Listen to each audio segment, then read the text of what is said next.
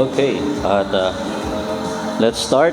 Salamat sa mga narito na at sa mga nakikinig online. And today is Resurrection Sunday, o tawag nila Easter Sunday.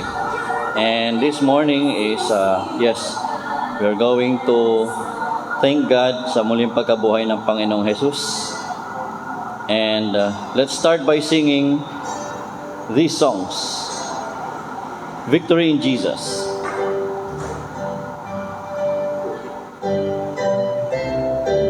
Ready?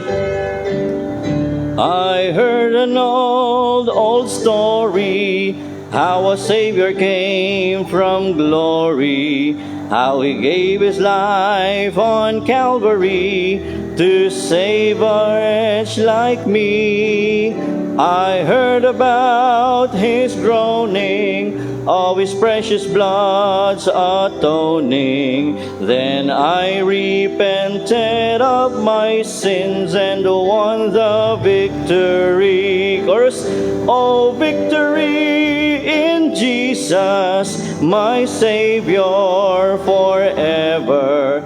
He sought me and bought me with His redeeming blood.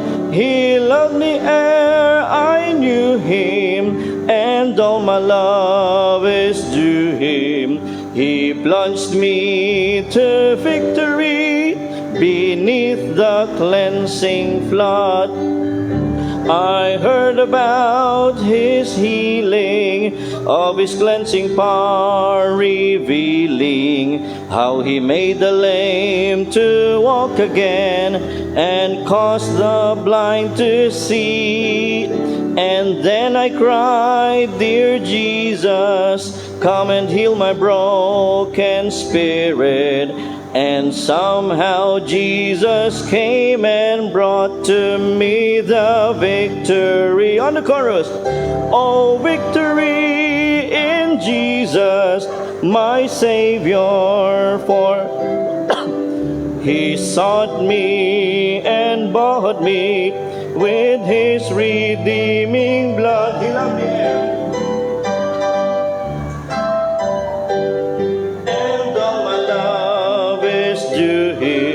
He plunged me to victory beneath the cleansing flood. I heard about a mansion He has built for me in glory, and I heard about the streets of gold beyond the crystal sea, and that angels singing, and the old redemption story. And some sweet day I'll sing out there the song of victory. Oh, victory in Jesus, my Savior forever. He sought me and bought me with His redeeming blood. He loved me ere I knew Him, and all my love is due Him. He plunged me to victory beneath the cleansing flood.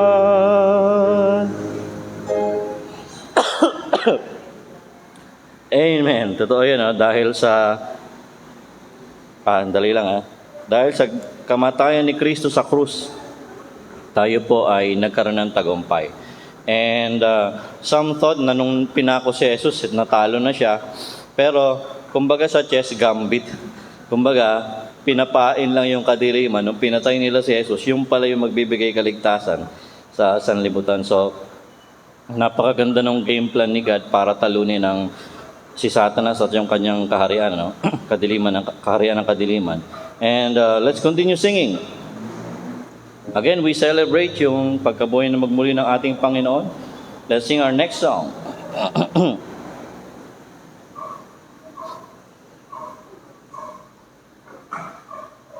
Nothing but the blood. This is the reason kaya kailangan niyang mamatay. Because without the shedding of blood, there will be no forgiveness of sin. Sabi ng mga kasulatan. What can wash away my sin? Nothing but the blood of Jesus. What can make me whole again? Nothing but the blood of Jesus. Oh, precious is the flow that makes me white as snow. No other fount I know, nothing but the blood of Jesus. For my pardon this I see, nothing but the blood of Jesus. For my cleansing this my plea, nothing but the blood of Jesus. Oh, precious is the flow that makes me white as snow. No other fount I know, nothing but the blood of Jesus. Nothing can for sin atone, nothing but the blood of Jesus.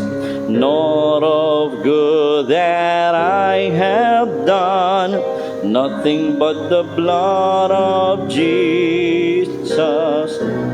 This is all my hope and peace, nothing but the blood of Jesus. This is all my righteousness, nothing but the blood of Jesus.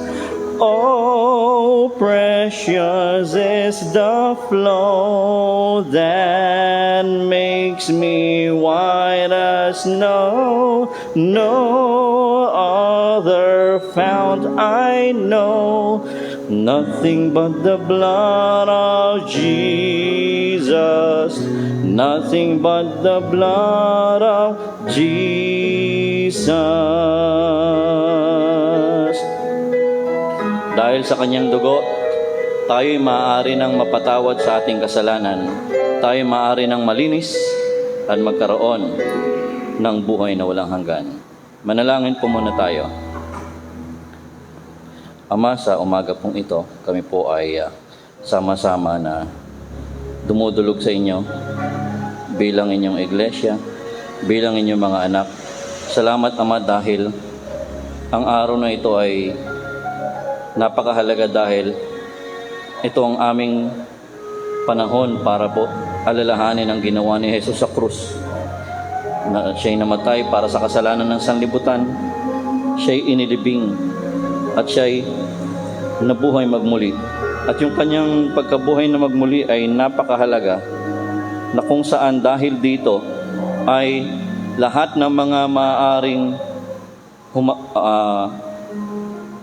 humadlang, kumontra, at magpasubali sa ginawa ni Jesus ay mapapatahimik. Dahil ang kapangyarihan ng pagkabuhay na magmuli ni Jesus ang naging maliwanag na tagumpay ng Diyos laban sa kasalanan. At ito rin naman ay tagumpay namin sa mga nananalig sa Panginoong Hesukristo. Ama, tunay nga Panginoon na napakahalaga nito dahil dito kami may tagumpay. Marahil kami yung klase ng tao na marami kaming kabiguan, marami kaming pagkabagsak. Subalit salamat dahil nang mabuhay magmuli si Jesus more than 2,000 years ago, hindi pa kami pinapanganak, ay binigyan niyo na kami ng tagumpay. Ano man ang kinakaharap namin, may tiyak na kaming tagumpay dahil kami ay nagtagumpay na nung si Kristo ay nabuhay magmuli sa krus. Ama, sa umagang ito'y tunay nga nagpapasalamat kami sa ginawa po ninyo. Ganon din po, Ama, ay aming itinataas ang aming bansa. malapit na pong eleksyon at tulungan niyo, Panginoon, ang bawat mamamayang Pilipino ay magkaroon ng maliwanag na kaisipan. Ayon sa kanilang budhi ay kanila pong piliin ang sa tingin nila ay karapat-dapat, Panginoon, na maging mga susunod na leader at mamamahala ng bansa. Tulungan niyo rin ang bawat isa na sino man ang manalo ay tanggapin ito, lalo't kung naging maayos ang proseso at maliwanag naman ang pagkapanalo. At dalangin ko, Panginoon, na katulad ng sinabi niyo sa inyong salita, that the powers that be were ordained by God. Therefore, whoever will win, will be seated, is God ordained.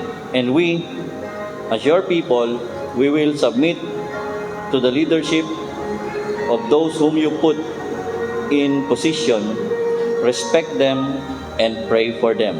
And Lord, help us to move on. Help us to be mature citizens na hanggang election lang dapat itong pagkakaiba, pagkakabahabagi ng opinion.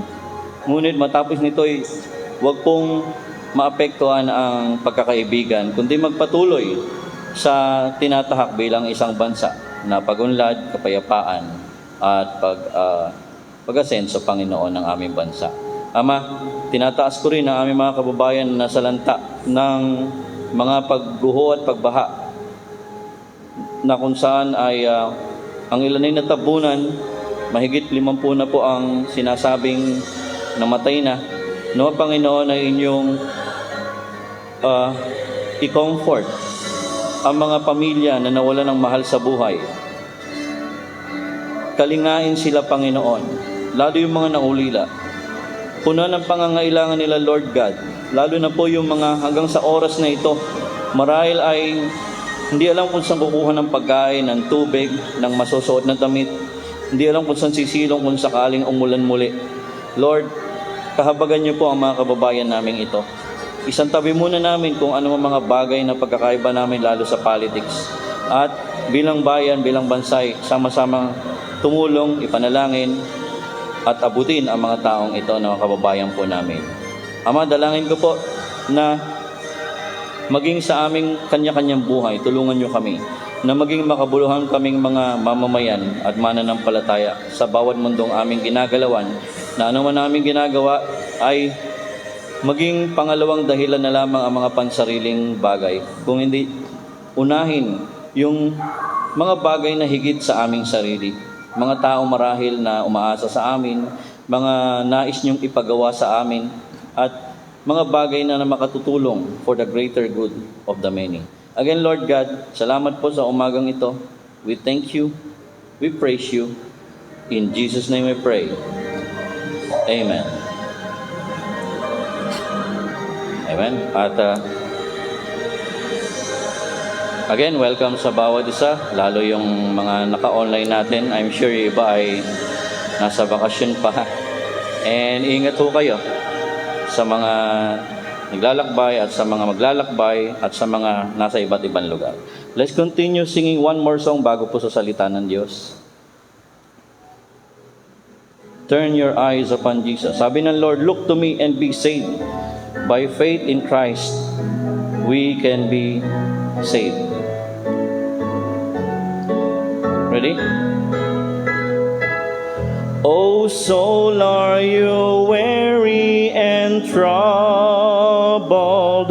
No light in the darkness you see. There's light for a look at the Savior, and a life more abundant and free. Turn your eyes upon Jesus. Look full in His wonderful face, and the things of earth will grow strangely dim in the light of His glory and grace. Through death into life everlasting, passed and we follow him there. O'er us sin no more hath dominion, for more than conquerors we are. On the chorus. Turn your eyes upon Jesus, look full in his wonderful face, and the things of earth will grow strangely dim in the light of his glory and grace. His word shall not fail you, he promised. Believe him and all will be well. Then go to a world that is dying, his perfect salvation to tell. On the chorus. Turn your eyes upon Jesus, look full in his wonderful face, and the things of earth will grow strangely dim in the light of his glory and grace. Indeed, sa ating pagtingin sa Panginoon, katulad ng magnanakaw, no? When he turned to Jesus, kahit kriminal, pinapatawad at iniligtas ng ating Panginoon. Amen. Praise God. At sa umaga pong ito ay ating pag-usapan itong ilang accounts. Marami pong pwedeng pag-usapan sa resurrection ni Christ. But okay ba yung mic o kailangan pa ng konting lakas? Okay na. Okay.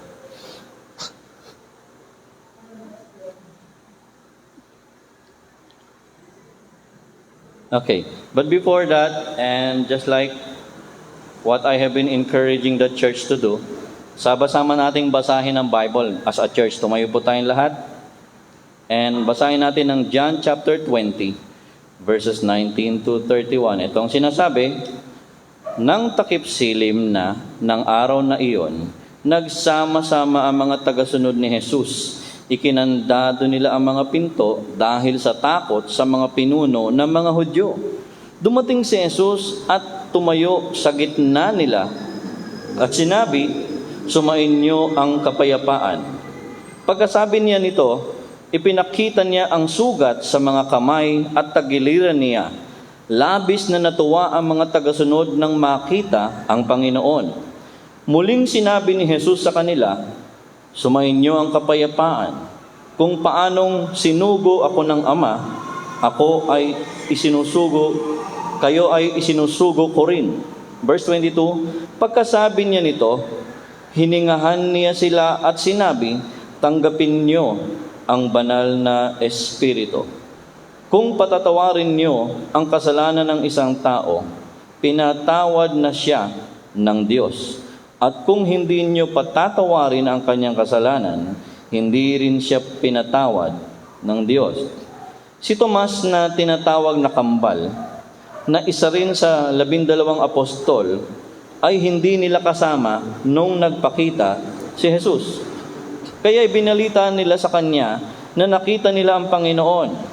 Pero sinabi niya sa kanila, hindi ako maniniwala hanggat hindi ko nakikita ang mga sugat ng pagkakapako sa mga kamay niya at mahipo ang mga ito, pati na ang sugat sa kanyang tagiliran. Makalipas ang 8 araw, nagtipon ulit ang mga tagasunod ni Jesus sa loob ng bahay. Kasama na nila si Tomas. Kahit nakakandado ang mga pinto, dumating si Jesus at tumayo sa gitna nila at sinabi, sumainyo ang kapayapaan. Sinabi ni Jesus kay Tomas, tingnan mo ang mga kamay ko, hipuin mo, pati na rin ang aking tagiliran. Huwag ka nang magduda, maniwala ka na. Sinabi ni Tomas sa kanya, Panginoon ko at Diyos ko. Sinabi ni Jesus sa kanya, naniniwala ka na ba dahil nakita mo ako?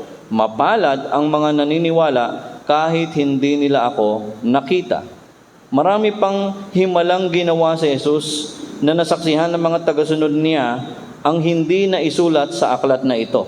Pero ang nasa aklat na ito ay isinulat upang sumampalataya kayo na si Jesus nga ang Kristo, ang anak ng Diyos, at kung sasampalataya kayo sa Kanya, magkakaroon kayo ng buhay na walang hanggan. Thank you so much sa pagbibigay galang, sa pagbabasa ng salita ng Diyos. Ang pag-uusapan natin ay mga atas ng nabuhay na Kristo. Mga atas o mga iniutos or ipinagkatiwala. Di ba yung utos tsaka atas halos pareho lang, ano? Pero yung utos medyo specific eh. Yung atas, ito yung may kasamang responsibilidad, may kasamang pagtatalaga. So yun ang ating pag-uusapan. Pero bago po yan, ay siguro bigyan ko muna ng konting panahon para sabihin sa inyo kung bakit naniniwala ho tayo na si Kristo ay nabuhay magmuli. Tandaan po ninyo, hindi lahat ng tao, hindi lahat ng tao naniniwala kay Kristo. At yung iba namang naniniwala si Kristo ay nabuhay at isang historical person, not all of them believe that Jesus is God. Okay? Katunayan, kahit sa bansa natin, mayroong natayong church, ang isa sa kilalang paniwala nila, si Kristo ay tao lamang. Okay? May iba naman na nagsasabi, si Kristo ay demigod, o hindi siya almighty, kundi mighty God lang, parang small God, which contradicts sa mga sinabi ng Panginoong Diyos sa aklat ng mga Isaiah. Sabing ganon, I am God, and beside me, there is no other God, or small God, sabi niyang ganon. Ibig sabihin, because there is only one God. If Jesus is a demi or small God, which is lesser to the Father, then there are two gods na po ang Bible. And it contradicts already the teaching of the Word of God that teaches that we only have one God. Sa ating paniwala, we believe that there is one God in three persons. Tatlong persona, Ama, Anak, Espiritu, pero iisang Diyos sila. Pastor, paano nangyari yun? Tatlo eh. Si Kristo, Diyos. Ang Ama, ang Diyos. Ang Espiritu Santo, Diyos. Eh di tatlong Diyos? No. Iisa lang po yun. Pero tatlong persona. Hindi ho kapahayagan na sinasabi nung iba kasi, ang Diyos daw, nagpapahayag sa iba't ibang anyo. So parang ganun din. Minsan siya yung Ama, minsan siya yung Anak, minsan siya Espiritu. Hindi ho yun. Hindi rin po tayo naniniwala ron. Ang tawag doon yung modalism or yung oneness movement. Yung mga born again na oneness. Pero hindi ho yun ang maliwanag na itinuturo ng Biblia. Ang maliwanag na tinuturo ng Biblia, if imagine kung si Kristo siya rin ang Ama, eh di nung nagpe-pray siya, kausap niya sarili niya. Di ba? Mahirap naman yun. And there are simultaneous instances na nagpahayag si Kristo, nagsalita ang Ama, pati ang banal na Espiritu. For example, yung baptism ni Christ. Nung binautismon si Kristo sa River Jordan ni John the Baptist, bumaba ang Holy Spirit in the form of a dove or kalapate, tapos nagsalita ang Ama sa langit. Okay? And yung baptism formula din, we are to baptize people in the name of the Father and of the Son and of the Holy Spirit. Hindi sinabing in the names, Father, Son, Holy Spirit. Okay? Now,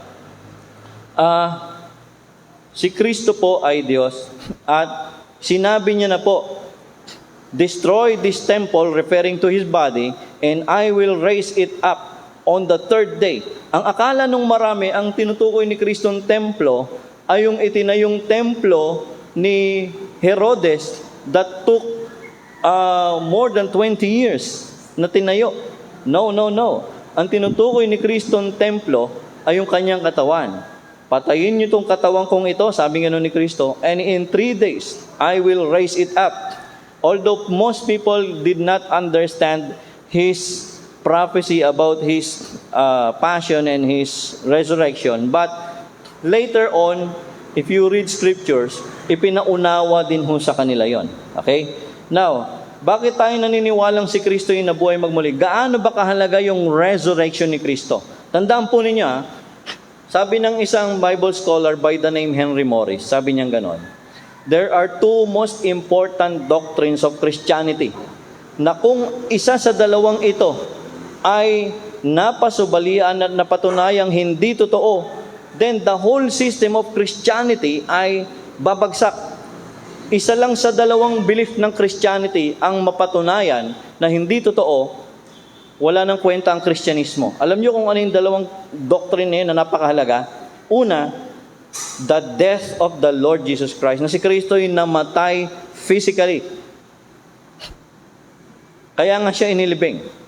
Because there are those who say, hindi naman talaga namatay si Kristo, nawalan lang ng malay, tapos na-revive din later on. Maraming ganun mga teorya, pero alam po ninyo, ikaw ba naman ipako, hagupitin maghapon, ipako, tapos tulo ng tulo ang dugo mo. Diba?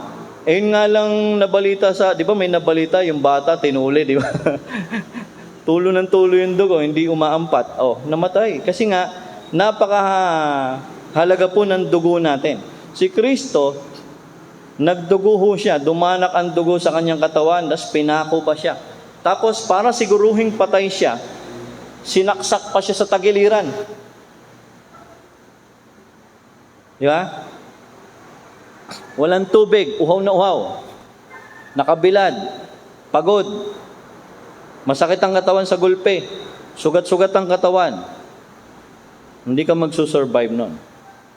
Tapos ipinako ka pa sa krus. The most cruel punishment na naisipan ng Romans. Of course, they borrowed it from Grecians. Pero imagine, Jesus actually died physically. Pero itong sinasabi naman ni Kristo sa John chapter 10, I lay down my life to take it up again. No one can take my life unless I voluntarily lay it down. And no one can take it up unless I take it. Kumbaga, may kapangyarihan si Kristo kung kailan niya gustong isurrender yung kanyang physical body. Tandaan po ninyo, yung katawan natin, ito ay kaha. So yun yung namatay. Pero hindi ho namatay si Kristo, yung katawan niya. Kasi sa Bible, pag sinabing death, sa Bible, pag sinabing kamatayan, yung kaluluwa, hihiwalay sa katawan. Yun ang death. Death means separation of your soul from your body. Doon nagkakaroon ng death. Pag humiwalay na yung kaluluwa mo sa katawan, patay na yung katawan mo kahit anong revive mo dyan, hindi na mabuhay yan. Ganun ang ibig sabihin, death means separation of your immaterial self to your material self. Now, si Kristo po, sabi niya ganun, di ba yung huli niya saying, Father, into your hands I commend my spirit. So nung sinabi niya yung kanyang seventh saying, iniwan niya yung kanyang katawan. He has full command of his physical life. Hindi ho yung bigla na lang siya nawala ng malay. Meron siyang full control of his life. Now, eto yung mga dahilan bakit dapat tayong maniwalang nabuhay siya magmuli.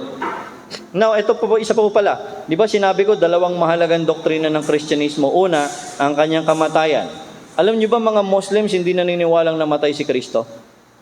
That's their teaching. Kaya sabi nila walang resurrection na pag-uusapan tayo kasi in the first place hindi siya namatay. Nawalan lang ng malay yan.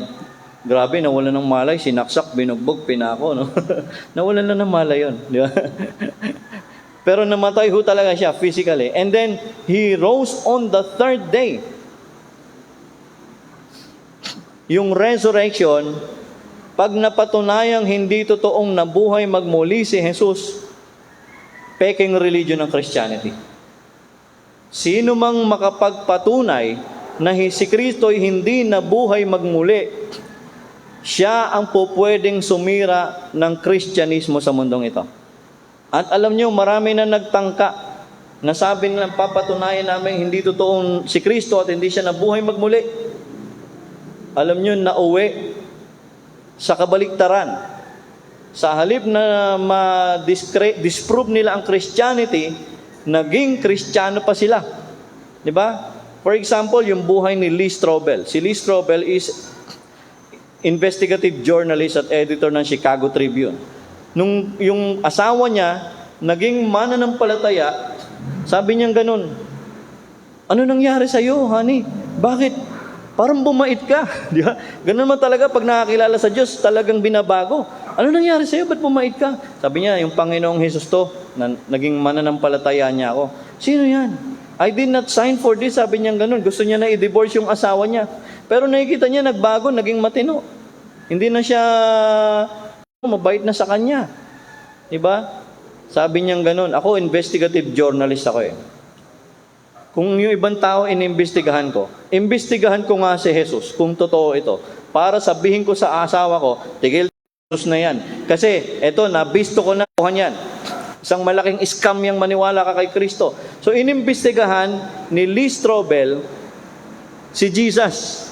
Nag-research siya, pumunta siya sa mga experts, sa ancient documents, his history, sa theology, sa iba't ng religion. Nag-research siya, nag-interview siya. At alam nyo ang nangyari. Bago matapos ang kanyang research, isinuko niya yung buhay niya kay Jesus. Alam niyo kung bakit? Sabi niya ganon, very overwhelming yung evidence na si Kristo ay nabuhay magmuli. Historically verifiable and undeniable. Kaya naniniwala tayo na si Kristo ay physically rose again from the dead. Tandaan nyo, may mga religion naman kasi na hindi naniniwalang si Kristo ay physically nabuhay o yung bodily resurrected. Sabi ni ba, espiritu lang ni Jesus yan. Jesus rose bodily on a glorified body. Glorified body na nga lang. Remember, di ba kumakain din si Jesus? Kahit nag-resurrect siya, kasama niya pang kumain si Pedro at mga alagad niya doon sa tabing dagat. Nung sinundo niya si Pedro. Tapos, dahil glorified body siya, of course God, He can control, pwede siya makalusot sa mga pader. Pero glorified body ho siya. Now, 10 dahilan, bakit dapat maniwalang nabuhay magmuli siya? Hindi ito ang topic natin, papasadahan ko lang ito para ma-solidify yung belief natin na si Kristo ay nabuhay na magmuli talaga. Okay? Una, a public execution assured His death.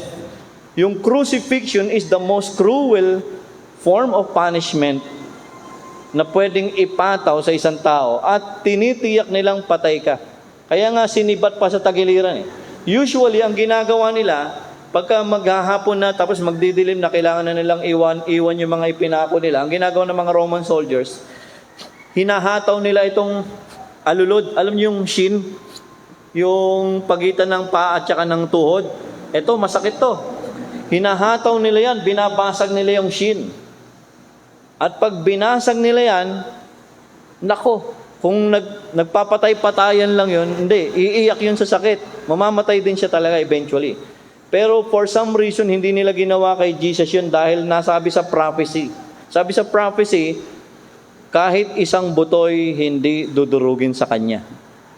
Pero, sinibat naman siya. Di ba? Sinibat siya sa tagiliran, pati puso niya ay tinamaan. Kaya nga bumulwak ang dugo at ang tubig. At sabi ng mga medical scientists, pag ikaw sinibat sa ganung angle at nag-burst ang water and blood, that's a sure death.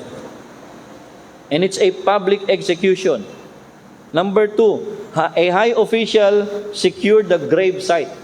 Kumbaga, nung inilibing si Jesus doon sa may cave, garden tomb, yung iniharang na bato na pinakapinto ng kuweba, tinatakan yun ng Roman seal. Pag merong Roman seal yun, walang pwedeng gumalaw nun. Kasi pagkat ginalaw mo yon at nawala yon at nabukas yung pinto, kalaban mo ang Roman Empire. Ganun lang naman katindi yan. Kaya pag may tatak na may Roman seal, hindi ho po pwedeng galawin ng kahit sino yan. Okay ho? In spite of guards, kahit may mga bantay na, the grave was found empty.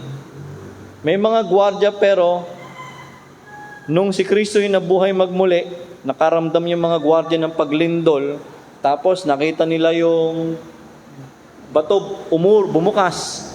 Tapos nagliwanag sa loob, nakita nila may anghel. Natakot sila. At pagtingin nila, wala na yung katawan ni Kristo. He is not here, He is risen, sabi nga ng mga angels. Number 4, reason bakit naniniwala tayo na buhay magmuli si Kristo. Many people claim to have seen Him alive. In fact, more than 500, sabi ni Apostle Paul sa 1 Corinthians 15, He was seen of people, pati nga yung kapatid ni, alam niyo ba si Jesus may kapatid? Kasi nung si Jose at si Maria, ipinanganak ni Maria si Jesus, after pinanganak ni Maria si Jesus, nagkaroon pa si Maria ng mga anak na babae at lalaki. Kaya nga yung example, yung book of Jude, ang sumulat ho ng book of Jude, that's the book before the book of Revelation. Ang sumulat ng book of Jude, half-brother ni Jesus. Kaya imposibleng si Maria manatiling birhen. Kasi nagkaroon siya ng anak na babae at lalaki. Tapos si James na naging leader ng Jerusalem Council sa Acts chapter 10, o chapter 15 rather, is the half-brother of Jesus. Itong si James at saka si Jude, hindi ho ito naging mananampalataya until nabuhay magmuli si Kristo. Kumbaga, because of the resurrection of Jesus, nakumbinsi sila finally na yung kanilang half-brother na si Jesus ay ang Panginoong Diyos. Doon lang sila naging mananampalataya. Number 5, His apostles were dramatically changed. Nagbago from being fearful of their life to becoming bold and ready to be martyrs for Jesus. Kaya nga namatay silang martir. Ikaw ba naman, kung ang bintang nung iba, hindi, nag-connive lang yung mga alagad. Kumbaga, nag-connive sila na, palitawin natin na buhay ang Panginoon, ha? Tanong, ikaw ba handa kang mamatay sa kasinungalingan? Hanggang huling hininga mo, paninindigan mong kasinungalingan? Itong mga disciples ni Jesus, of course, pinalitan na that time ni Matthias si Judas. Itong 12 disciples ni Jesus, yung 11 sa mga disciples na matay as martyrs. May sinibat, mayroong pinugutan ng ulo, may ipinako, iba-iba. Mayroong pinagbabato hanggang mamatay, iba't ibang klase ng form of martyrdom ang ginawa nila para sa Panginoon nila. Why did they have to die for something that is a lie? Tama? No one would be willing to die for a lie. Kaya nga nung nagbago yung buhay ng mga alagad, this is one of the living proofs that Jesus indeed rose from the dead. Okay? And if I may add, ito na pala yun, yung sinabi ko, witnesses were willing to die for their claims. Sumunod, if I may add, bakit walang nag-contest nung panahon nila na sinasabi, hindi totoong nabuhay magmuli siya? Si Jesus, nobody contested them. Not even a historian like Josephus wrote otherwise. And yung mga alagad was willing to die for their claim that Jesus rose from the dead. Number 7, Jewish believers changed their day of worship. Dati, kung sila'y sumamba, panahon ng araw ng Sabado, day of rest. Pero, napalitan po ang pagsamba ng mga mananampalatayang Kristiyano ng linggo or first day of the week. Minsan nga, nalulungkot ako, may mga born again parang bumabalik sa habang tumatagal, lumalaking paurong. Alam niyo kung bakit? Nagulat ako, may mga kilala akong Christian, born again sila. Nagpapaka-Hudyo. Hindi naman sila Hudyo, kaya nga hintil ka yung mga disciples nga ni Kristo eh. Kahit si Paul eh, hindi in-encourage ang sino man na magbalik Hebreo. Aralin ng salitang Hebreo, bagaman magandang aralin yon. But when Paul preached and taught the church, he used the Greek language. Hindi Hebrew. Mga Kristiyanong kilala ko born again, pati yung pag-observe ng Passover. Maganda naman yun, pero kung hindi ka Hudyo, huwag mong gagawin yun. Okay? I'm sure, I'm sure, yung iba magagalit sa akin. No? Pero, that's the truth. If you are not a Jew, don't practice what belongs to the Jews. Okay? And if Christ rose on the first day, and they meet regularly on the first day, bakit gusto mo bumalik tayo ng Sabado? Ewan ko, hindi maintindihan eh. Nagiging paurong. Number 8, although it was unexpected, it was clearly predicted. Si Kristo nga mismo pinredict niya na eh, na mabubuhay siya magmuli. And natupad ang kanyang prediction.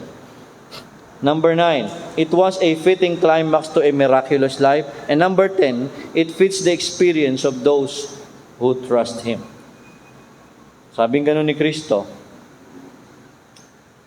if you believe me, you will never die. Now, let's go to our topic, yung mga atas ng nabuhay na Kristo. Number 1, 3 bagay ito. Una, ang kapayapaan at pagtatalaga sa iglesia. Mga talatang 19 hanggang 23. Sabi sa 19, nang takip silim ng araw na iyon, that same day which is the first day of the week. Sabi ganon, nagsama-sama ang mga tagusunod ni Jesus. So they gathered together, pero anong ginawa nila? Kinandado nila yung mga pinto dahil sa takot sa mga pinuno ng mga Hudyo. Hanggang ngayon, nung time na to, hanggang sa panahong yun na nabuhay magmuli si Jesus, ang mga alagad ni Kristo ay takot pa rin. Kasi iniisip nila, kung pinatay yung leader nila si Jesus, kami nang susunod. Di ba? Kami nang susunod na lilipulin. So, sila mismo nagtaguho sila. Si Pedro, ikinaila si Kristo. Sabi niya, hindi ko kilala yan. Nagmura pa nga si Pedro. Para patunayan hindi siya Kristiyano, hindi siya tagasunod ni Jesus. Pero, pinagsisihan niya naman yung ginawa niyang pag-deny kay Kristo. At itong mga alagad ay nagtaguho sila.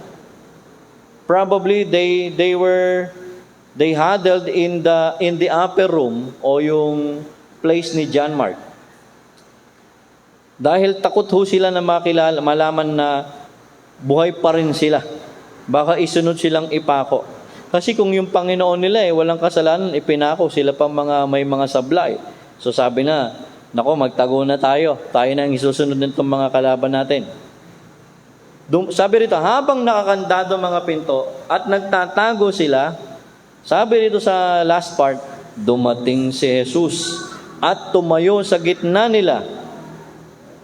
Nakapasok si Jesus, kasi glorified body nga eh. Yung glorified body yung glorified body ni Jesus, kaya niya lumusot sa mga pader, kahit nakakandado mga pinto. Dumating si Jesus at tumayo sa gitna nila. Sumain nyo ang kapayapaan.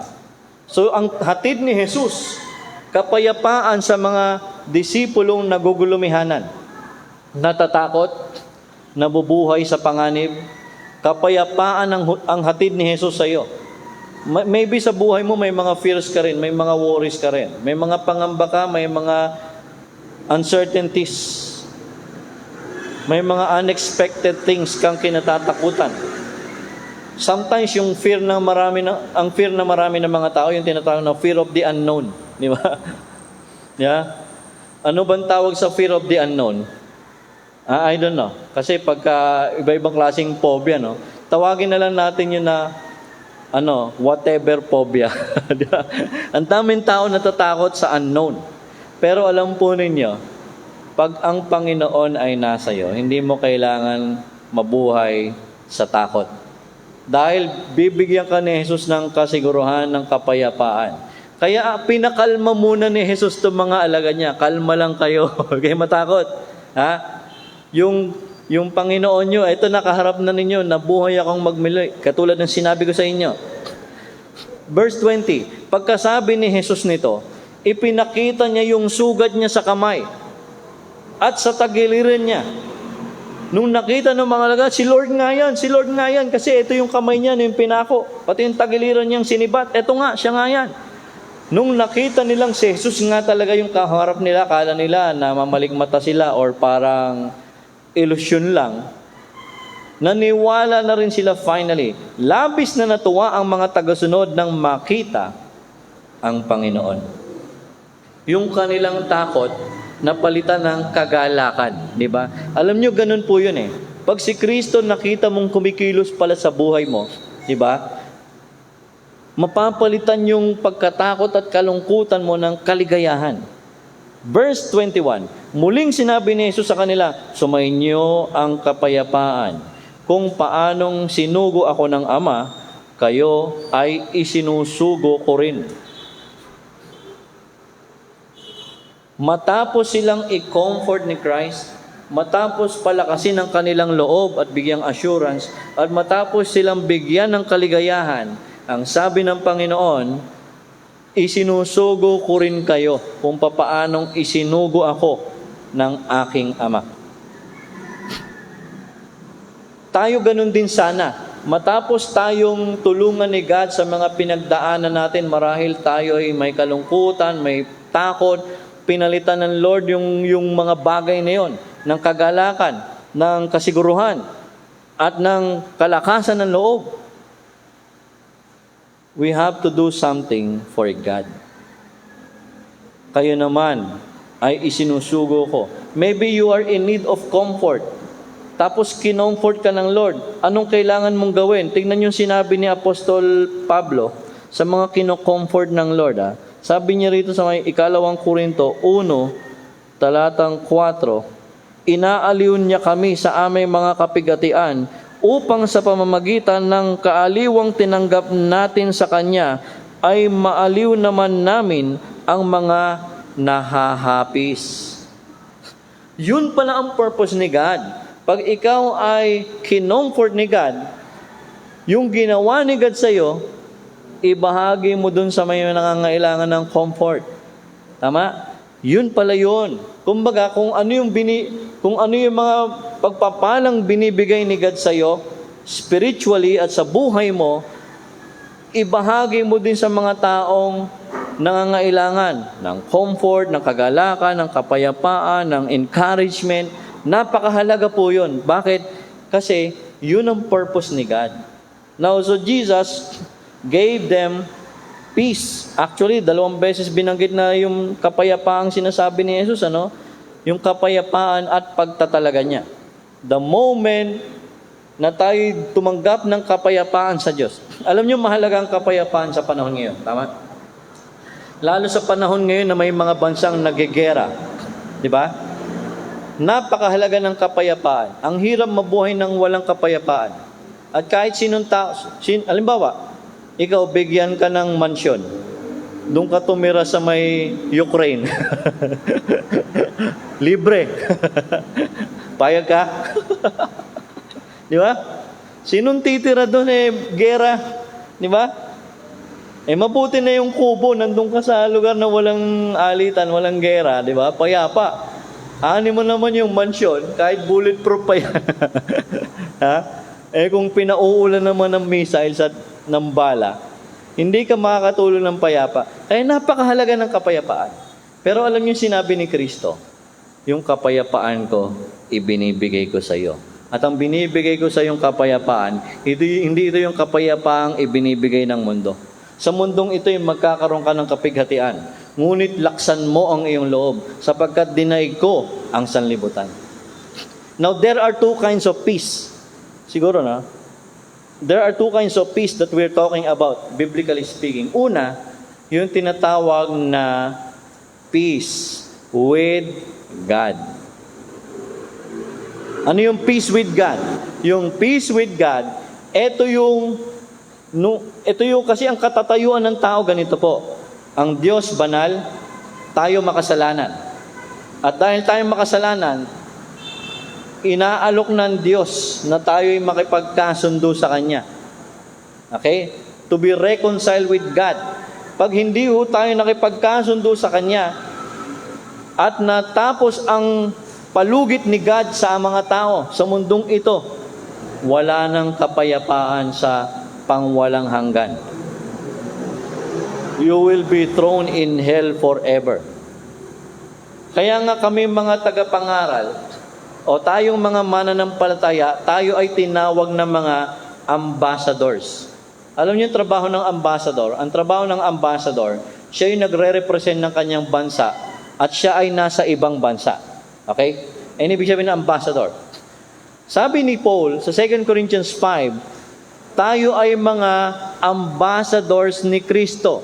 Tayo ay mga representative ng langit dito sa lupa. At ano ang ating mensahe? Sabing ganon, pakiusapan natin ang mga tao na makipagkasundo sa Diyos. Be reconciled with God. Kasi pag hindi ka nakipagkasundo kay God, time will come, the Lord Jesus who came as a Savior the first time, when He returns, He will come as a judge to the world. At ang lahat ng hindi nanalig sa Kanya will be condemned. Sa ngayon, Savior pa si Jesus na sangkatauhan. Pagka ang tao patuloy niyang tinatalikuran, tinatanggi si Jesus, nire-reject si Jesus, pag dumating una, either ang kamatayan mo, or pag dumating si Jesus at nadatnan kang hindi kanya mananampalataya, tapos na. That's it. Kaya hanggat may panahon, kilalanin si Jesus bilang iyong Panginoon at Hari ng iyong buhay. So yun yung peace with God. Okay? Sabi nga sa may Romans chapter, paano tayo magkakaroon ng peace with God? By faith in Jesus. Anong sabi sa may Romans 5 verse 1? Therefore, being declared righteous by faith. Pagkaroon nanalig ka kay God, you will be declared righteous. Hindi ka na makasalanan sa paningin ng Diyos. Sabi ganun, therefore, being justified or declared righteous by faith, we have peace with God. Magkakaroon ka ng kapayapaan. Bakit? Kasundo mo na si God eh. Parang yung mga napapanood nyo sa mga war movies, di ba? Di ba meron tinatawag na rules of engagement? Bago magsalpukan yung dalawang magkalaban na kaharian, may pinapadala mo ng emisary, magtatagpo sa gitna. Yeah? Sasabihin ng isa, 50,000 kami, laban kayo o suko na lang kayo. Pag sumuko kayo, maliligtas ang buhay nyo, wala nang dadanak na dugo. Pero pagka lumaban kayo, lilipulin namin kayong lahat, sisirain namin lahat na yan, maraming mamamatay. Po, sagot ng kabila, sige, suko na kami kasi 10,000 lang kami. Edi, napagharian siya nitong kabilang grupo. Pero pag sinabi, hindi, laban kami. Gera talaga yon, dadanak ang dugo. Yun yung rules of engagement. Parang ganun na nangyayari. Time will come that God will pour judgment on this earth. Pero bago dumating yan, tayo mga mananampalataya ay mga ambassadors o representatives ng langit dito sa lupa. At ang trabaho natin, hikayatin ng mga tao na manumbalik sa Diyos, humingi ng tawad at manalig kay Kristo. Pag hindi ginawa ng mga tao yon, may iwan sila. Kaya tayo mga ambassadors tayo ni Kristo sa lupa. We represent God here on earth. At ang number one work natin ay ipagkasundo ang Diyos at ang tao. Ministry of reconciliation. Kaya sinusugo tayo, sabi ko, sumainyo ang kapayapaan. Kung paanong sinugo ako ng Ama, kayo ay isinusugo ko rin. Verse 22, pagkasabi niya nito, hiningahan niya sila at sinabi, tanggapin nyo ang banal na Espiritu. And they received the Spirit. Siguro tatanong nyo, Pastor, di ba yung Holy Spirit ibibigay bumaba sa Acts chapter 2? Bakit dito hindi pa nakakayat si Jesus, binigay niya na yung Holy Spirit? Ito ho yan. Ang ministry at ang work ng Holy Spirit before Pentecost, the Spirit's ministry is to come upon the men and women of God. Pero after Pentecost, the Spirit indwells in the believer, nananahan na sa puso. Kaya nga si David, nag-pray siya sa Psalm 51, sabi niya gano'n, Lord, patawarin niyo ako sa kasalanan ko. Take not your Holy Spirit from me. Kasi pag kinuha ni God yung Holy Spirit sa isang tao nung Old Testament, wala na. Mapapahamak na yan, wala nang kaligayahan, open na siya sa attack ng enemy. That's what happened to King Saul, the first king of Israel. Yung Holy Spirit comes upon the believers. When the Spirit came upon Samson, si Samson lumakas.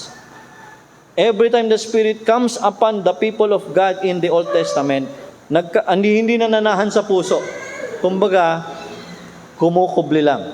Pero after Pentecost, nung umakyat na si Kristo, after 10 days, bumaba ang Holy Spirit po ay nananahan na sa puso ng bawat mananampalataya.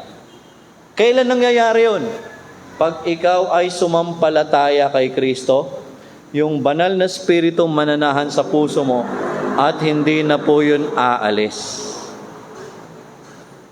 Nagtataka nga ako pag mahal na araw, yung mga tao kung ano-anong ginagawang paraan para magkaroon ng kapangyarihan, mga anting-anting, may mga pabasbasan mo to, pawisikan mo to para magkaroon ng bisa.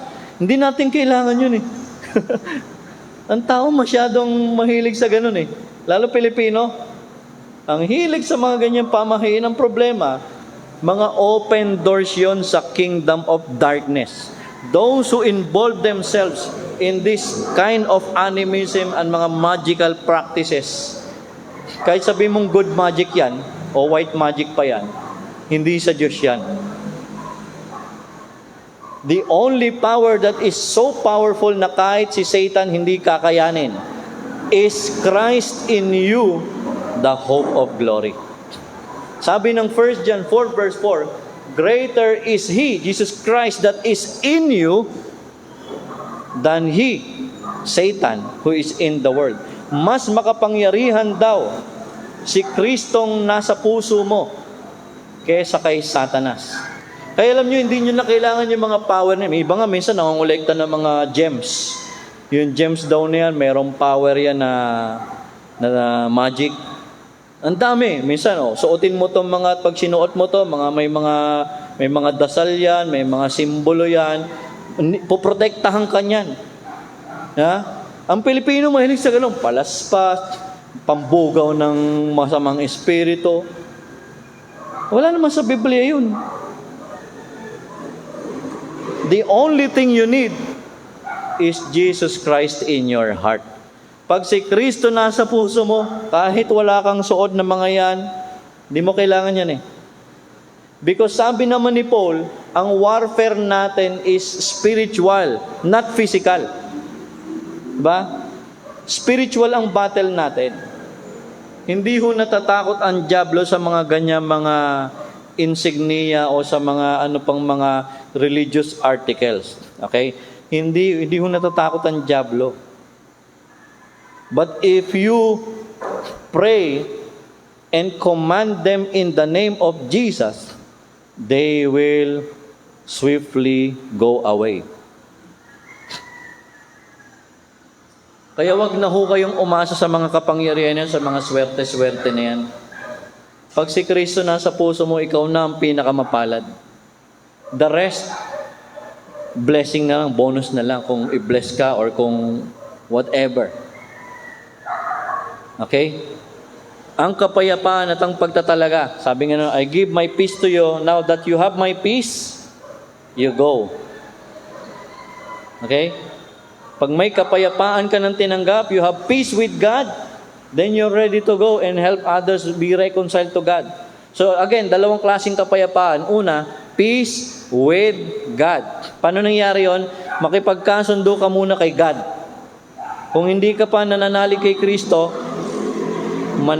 lumapit ka sa Kanya ng may pagpapakumbaba, humingi ng tawad at tanggapin si Jesus bilang iyong Panginoon, kilalanin siya bilang iyong tagapagligtas. Then, the peace of God will be in you. Ano naman yung peace of God? Kanina, peace with God. Yung peace of God Ito naman yung nararanasan ng isang tao pag siya ay nanalangin at ipinagkatiwala niya ang buhay niya sa Panginoon ng kanyang pinagdaraanan. Sinabi ng Biblia, do not be anxious or do not worry about for anything. Don't worry about anything. But in everything, by prayer, with supplication and thanksgiving, let your requests be made known to God. Ibigay mo raw kay God lahat ng kabigatan mo, lahat ng pinagdaraanan mo, lahat ng pangamba mo, lahat ng nais mo. Ibigay mo kay God. Huwag mo hayaang nababagabag ka sa isip mo. At anong promise? Sabi sa Philippians 4, no, verse 7 says, and the peace of God that is incomprehensible will guard your heart and mind. Ikaw ba yung tao pagka wala ng pera, hindi ka na mapakali? Minsan may mga taong gano'n, no? Minsan kahit Christian pa eh. Pag wala ng pera, hindi na maipinta yung muka, kabado na, hindi na mapakali, hindi na makatulog.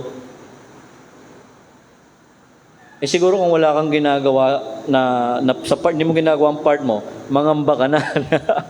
Kasi katamaran yun. Pero kung meron ka namang ginagawa na alam mong kalooban ng Lord, at ginawa mo yung part mo, magtiwala ka kay Lord. Ngayon, nakakalungkot, minsan may mga tao ang kagalakan niya lang nasusukat sa dami ng pera. Minsan ang tao, payapa lang siya pagka alam niya marami pa siyang inaasahan. Minsan ang confidence mo at ang peace of mind mo depende sa dami ng pera. No? Pero alam po ninyo, itong mga bagay na ito nawawala. Pero ang isang tunay na nagtitiwala sa Diyos, pag isinuko na niya sa panalangin sa Panginoon ang kanyang pinagdaraanan, ng kanyang kabigatan, ng kanyang problema, ang sabi ng Bible, don't worry for anything, but in everything, by prayer, with thanksgiving, supplication, let your request be made known to God. And the peace of God, yung kapayapaan ng Diyos, yan ang maggagwardya ng puso't isip mo. Iingatan yung puso't isip mo ng kapayapaan ng Diyos na hindi masayod ng isipan. Hindi ho nabibili ng pera yon. Yung ganong klase ng peace of God. So, dalawang peace. Una, peace with God. Ayusin mo na relationship mo kay God. Dapat mananampalataya ka. Dapat si Kristo nasa iyo. Peace with God. Peace of God, ano man pinagdadaanan mo, ipagkatiwala mo na. Tapos gawin mo lang yung makakaya mo sa ngayon.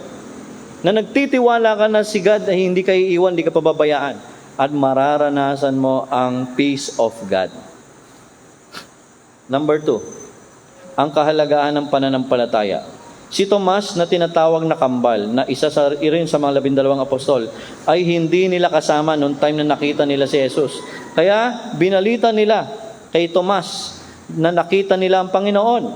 Pero itong sabi ni Tomas, hindi ako maniniwala hanggat hindi ko nakikita ang sugat ng pagkapako sa kamay niya at mahipo ang mga ito, pati na ang sugat sa kanyang tagiliran. So itong si Tomas, ito yung typical na tao na to see is to believe. Minsan may ganun mga tao, no? Bago maniwala kay God, Lord, bago ako maniwala sa iyo, latag mo muna. Latag mo muna, ebidensya. Mahirap yung maniniwala kasi tapos hindi ka pa naglalatag, baka ma-scam mo ko. Ewan ko, may mga tao nagpapaskam sa hindi nila kakilala. Pero sa Diyos na kilalang maasahan, ayaw naman magtiwala. Kaya si Thomas, to see is to believe. Alam niyo, nakakalungkot pag yung tao to see is to believe. Alam niyo, sabi ni Jesus doon sa mga Hudyo, nang sabing ganon, kung talagang ikaw nga yan, ipakita mo muna. Gumawa ka muna ng himala. Anong niyo sabi ni Kristo sa mga Hudyo na yon? A wicked and adulterous generation will always demand for a sign, for a proof, for a miracle before they believe. At hindi yun ipagkakaloob sa kanila, sabi ni Jesus. Kung hindi ang ibibigay kong pruweba ay yung sign of Jonah. Ibig sabihin yung kanyang resurrection in short. And that's what happened. He gave him proof anyway, which is his resurrection. Verse 26, makalipas ang 8 araw. So after 1 week, nakita na naman sila. Nagtipon ulit ang mga tagasunod ni Jesus sa loob ng bahay. Kasama na nila si Tomas. Ito, hindi na absent si Tomas. Hindi ko alam saan nagpunta si Tomas. Ano? Ngayon, present na siya. Sabi rito, kahit nakakandado ang mga pinto, dumating si Jesus at tumayo sa gitna nila at sinabi niya for the third time, sumainyo ang kapayapaan. Huwag kayong matakot. Peace. Kalma lang, sabi ni Jesus. Hindi ako multo. Tunay ako. Ito ang Panginoon nyo. Sinabi ni Jesus kay Tomas, kasi alam ni Jesus si Tomas ang absent. Kaya alam nyo, kinausap ni Lord yung absent. O Tomas, kala mo, hindi ko alam yung mo Ikaw tamang duda ka sa akin, Tomas Sabing ganun ng Lord kay Tomas, Tomas, tignan mo yung kamay ko. Hipuin mo. Nahawakan. So, ibig sabihin, hindi siya espiritu. Kasi sabi ni iba, si Kristo, espiritu lang daw. Hindi talaga physically siya nabuhay. Ito, nahawakan niya. Hipuin mo. Pati na rin ang tagiliran ko, hawakan mo. Sabi ni Jesus. Maniwala. Sabi ganun, huwag ka nang magduda. Maniwala ka na. Etong sagot ni Tomas sa kanya, Panginoon ko at Diyos ko. Actually, yung verse na yan, John 20:28, etong isa sa pruweba na si Kristo ay Diyos. Yung talatang yan. Bagamat sasabihin ng mga hindi naniniwalang Diyos si Kristo, sabi, hindi, nagulat lang si Tomas. Parang nasyak lang alam niyo ba, pag nagugulat ka, Mario Joseph, di ba, pag nagugulat ka. Alam po ninyo, una sa lahat, hindi ho nagulat si Tomas dito. Kundi kinilala niya finally na si Jesus ay Panginoon niya at Diyos niya. Bakit natin nasabing yun ang tamang unawa? Kung si Tomas ay nagulat at tinawag niya si Kristong Panginoon at Diyos, dapat tinuwid siya ni Tomas, ni Jesus. Dapat sinabi ni Jesus sa kanya, Tomas, ikaw talaga nagulat ka lang, nagsinungaling ka pa. Huwag ganyan, hindi ako ang Diyos. Ayusin mo yung pananalita mo. Hindi siya kinorek ni Jesus. Kung hindi, winelcome ni Jesus yung kanyang affirmation and admiration of Jesus. My Lord and my God, sabing ganun ni Thomas kay Jesus. Alam nyo, in-affirm ni Jesus na yung statement ni Thomas. Ba't ko sinabi? Tingnan niyo verse 29. Sinabi ni Jesus sa kanya, ngayon naniniwala ka na. Di ba? Naniniwala ka na ba dahil nakita mo ako? Di ba? Etong sabi ni Jesus, mapalad ang mga naniniwala kahit hindi nila ako nakita. Sino dito ang nakita na si Jesus? Personally. Wala pa, di ba? Wala. Kasi umakit na siya sa langit. More than almost 2,000 years ago. Alam ba ninyo, ikaw na hindi nakakitang personal kay Jesus, pero naniwala ka sa Kanya at nanampalataya ka sa Kanya. Alam mo sabi ni Jesus, mapalad ka. Taas ang kamay ng naniniwala kay Jesus. O sabihin mo sa katabi mo, mapalad ka. Di ba? You are blessed. Di ba? I remember si Jesus one time nagpipreach siya. Tapos sabi ng mga alagad niya, Lord, nandyan yung kapatid mo, yung mga kapatid mong babae, kapatid mo lalaki, pati nanay mo nandyan, si Maria nandyan. Di ba? Alam niyo sabi ni Jesus, pakinggan niyo sabi ni Jesus, kasi may nagsabi, ang palad naman nung nanay niyan. Alam mo sagot ni Jesus, mas mapalad yaong mga nakikinig ng aking salita at naniniwala. You see, we are more than blessed pag tayo po ay naniniwala kay Jesus. And last, ang kaligtasan ay sa pagsampalataya. Verse 30, marami pang himalang ginawa si Jesus na nasaksihan ng mga tagasunod niya. Simula nung si Kristo'y nabuhay magmuli, hanggang bago siya umakyat, alam nyo gaano siya katagal nag-stay sa lupa? 40 days. Ilang araw? 40 days. Yung 40 days na yan, ayun yung time para bigyan ng final instructions ang kanyang mga disciples at turuan. Pero wala hong kinalaman yung pag-stay ni Jesus ng 40 days sa lupa para sabihin ng kaluluwa ng namamatay na tao nag-i-stay ng 40 days sa lupa. Wala hong basihan yun, ha? Ewan ko, minsan may ganong paniwala, yung kaluluwa niya nandito pa 40 days. Wala hong basihan sa Biblia yan. Porke ba si Jesus nag-stay ng 40 days? Bawat kaluluwang mamamatay, bawat taong mamamatay, yung kaluluwa niya 40 days na rin mag-i-stay sa lupa. No. And sabi sa Bible, sabi ni Paul sa 2 Corinthians chapter 5, if I will be absent from this body, I will be present with the Lord. Mabilis lang yun. Nung si Esteban ay pinagbababato sa pangunguna ni Saulo, nung siya ay binabato at mamamatay na, bago siya mamatay, habang binabato siya ng taong bayan, biglang pagtingin niya sa langit, bumukas ang mga ulap at nakita nila ang Panginoong Diyos at nasa kanan niya si Kristo. At anong sabi ni Esteban? Lord Jesus, receive my spirit. Pagkamatay ni Esteban, kinuha agad siya ng Panginoon. Hindi totoong yung kaluluwa na mamasyal pa. At pag yan ay pinatay, hihingi muna ng hustisya yan at hanggat hindi napapadasalan, hindi yan mananahimik. Huwag kayong magpapaniwala ron kasi nungalingan ng dyablo yan. At marami na bibiktima dyan. Mga mimicking spirit yan, kahit kaboses niya pa yung naririnig yung tinig, kahit amoy niya pa yung pinapaamoy niya sa'yo, huwag kayong maniniwala kasi mga dyablo yan. Do not believe these mimicking or familiar spirits and do not talk with them. Sabi ng iba, gusto kong makausap anak ko na nasa kabilang buhay. Tapos may kinuha siyang medium, sumasagot. Dyablo yung kausap niya, di niya alam. Dyablo yun. At may pagbabawal sa Bible. Do not communicate to people who have already died. Hindi lang yung mga mahal sa buhay natin, pati yung mga saints of God. Minsan may mga tao dumadasal sa mga santo, kay Santo Maria, kay Pablo. Huwag kayong tatawag kasi mga tao yan na namatay. Those who call on these dead people are disobeying the direct command of God not to communicate to the departed ones.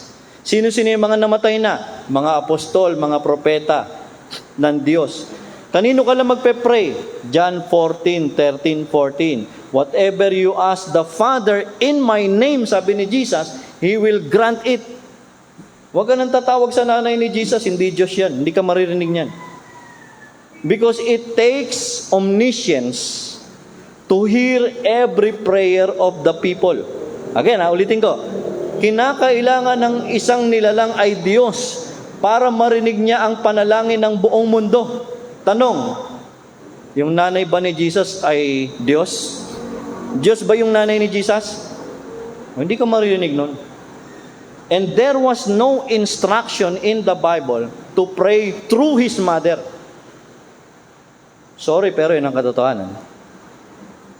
Kanino ka lang magpe-pray? Sabi ni Jesus, whatever you ask to the Father in my name, He will give it.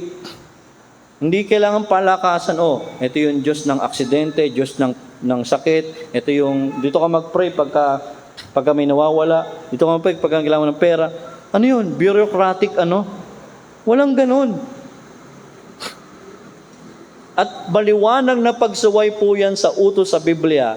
Sabi ng Bible sa Deuteronomy, do not pray or call or communicate to those who have departed already. Because I will bring curse to those who talk to the dead. They are dead ones. Nasa piling na sila ng Diyos.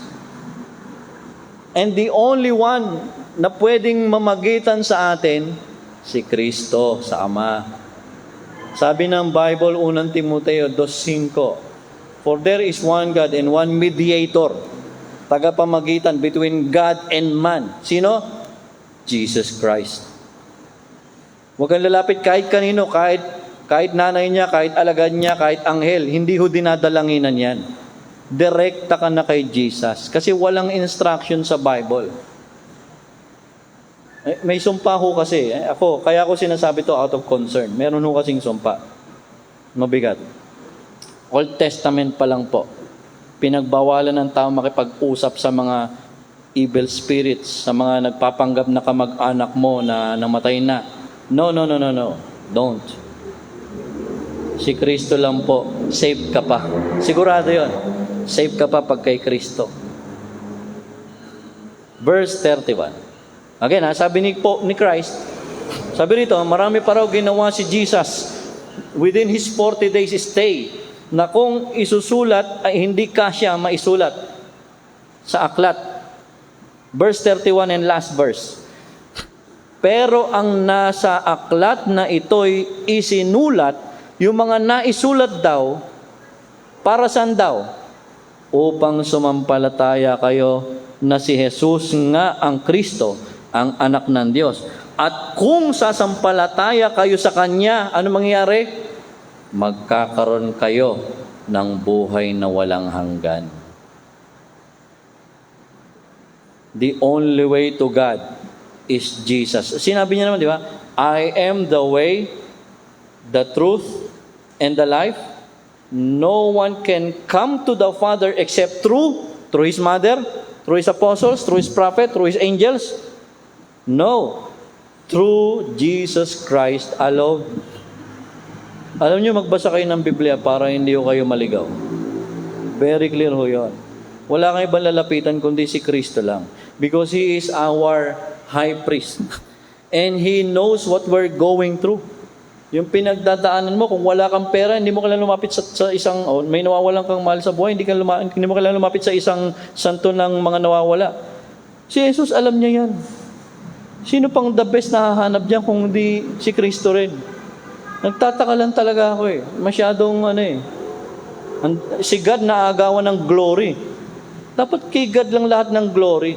Huwag nyo nang ibigay sa iba na hindi naman talaga Diyos. Again, for a somebody to hear the prayers of the world and of the people, he must be God. Naalala niyo yung movie ni Jim Carrey, ang title Bruce Almighty. May movie si Jim Carrey na Bruce Almighty. Tapos ang gumanap na Diyos si Morgan Freeman. Sabing gano'n ni Morgan Freeman, kinausap niya si Jim Carrey. Ganito. Ako ang Diyos. Gusto kong mag-day off. Pwede bang magpahinga muna ako? Pero magpapahinga ako ng kung 1 linggo yon. O magpapahinga ako.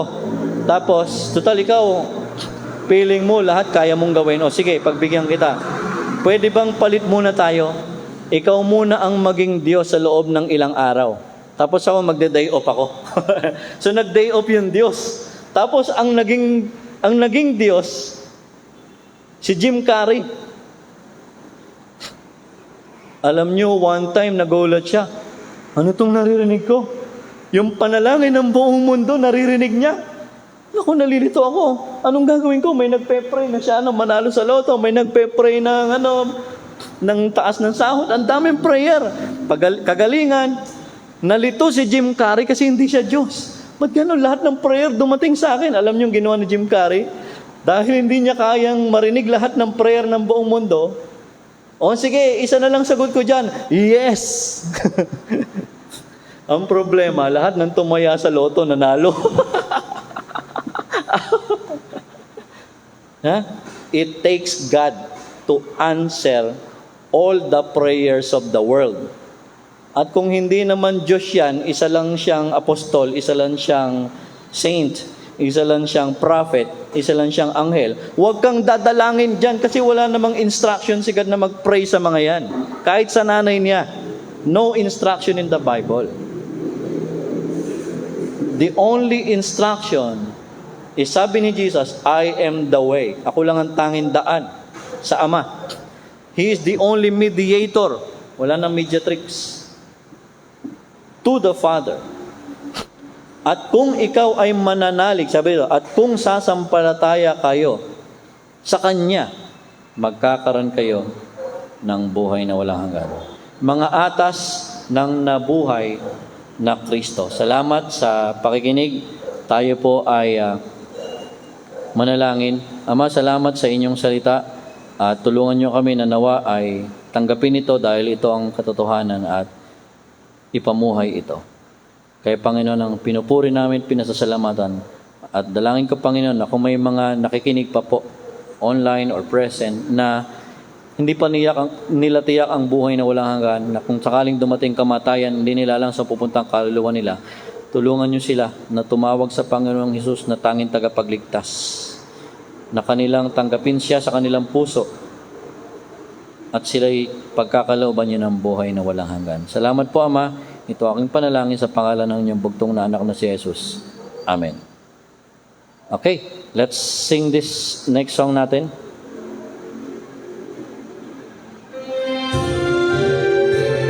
Because He lives. Ready? God sent His Son. They called Him Jesus. He came to love, heal, and forgive. He lived and died to buy my pardon. An empty grave is there to prove my Savior lives. Yes, because He lives. Because He lives, I can face tomorrow. Because He lives, all fear is gone. Because I know He holds the future. And life is worth the living just because He lives. Second stanza. How sweet to hold a newborn baby and feel the pride and joy He gives. But greater still, the calm assurance this child can face uncertain days because He lives. Chorus, because He lives. Because He lives, I can face tomorrow. Because He lives, all fear is gone. Because I know He holds the future, and life is worth the living just because He lives.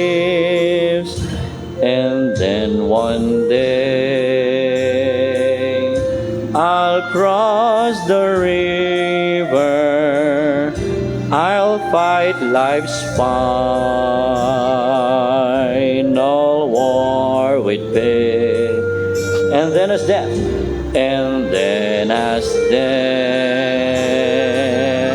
gives way to victory, I'll see the lights of glory, and I'll know He lives. On the chorus. Because He lives, I can face tomorrow. Because He lives, all fear is gone. Because I know He holds the future, and life is worth the living just because He lives. And life is worth the living just because He lives.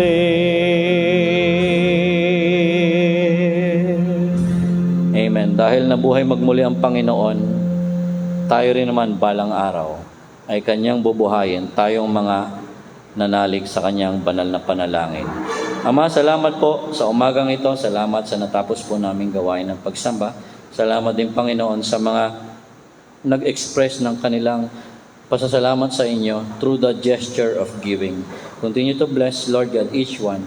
Continue to protect each one, especially from COVID-19. At huwag niyong hayaan, Panginoon, na magkaroon pa ng surge ng COVID-19 sa aming bansa. We also remember yung mga taga-China na kung saan ay nasa severe and strict lockdown because of COVID-19 surge. Sana, Panginoon, ay magkaroon ng kagalingan at magkaroon ng liwanag at kapayapaan yung mga puso ng mga tao roon na nalugmok, Panginoon, sa waring kadiliman na kanilang kalagayan. Sana, Panginoon, ay maging mapayapa ang aming mga araw, lalo sa nalalapit na eleksyon. At dalangin ko rin ang bawat isa sa mga magbibiyahe, ingatan niyo sila. Sa mga may karamdaman, Panginoon, ay pagalingin niyo ang kanilang mga lupang katawan. Sa mga may pangangailangan, Lord, buksan niyo ang kanilang isipan at ilid niyo sa kanila, Panginoon, ang inyong mga biyaya, ang kapunuan sa kanila. Sa mga humihiling ng mga panalangin na nasa puso nila at hindi nila may bahagi sa iba, kayo siya nakababasa ng puso, ang siyang magkaloob at sa inyong panahon ay itugunin ang bagay na ito. At sa bawat isa, hiling ko, Panginoon, na patuloy namang ibabaw ang kapayapaan sa puso, lalo na sa lahat ng nakipagkasundo na sa Diyos, dahil kami mga anak na ninyo nung makipagkasundo kay Kristo, kami may kapayapaan. Anytime dumating kamatayan, kami pupunta sa langit, tiyak po yan na bayan.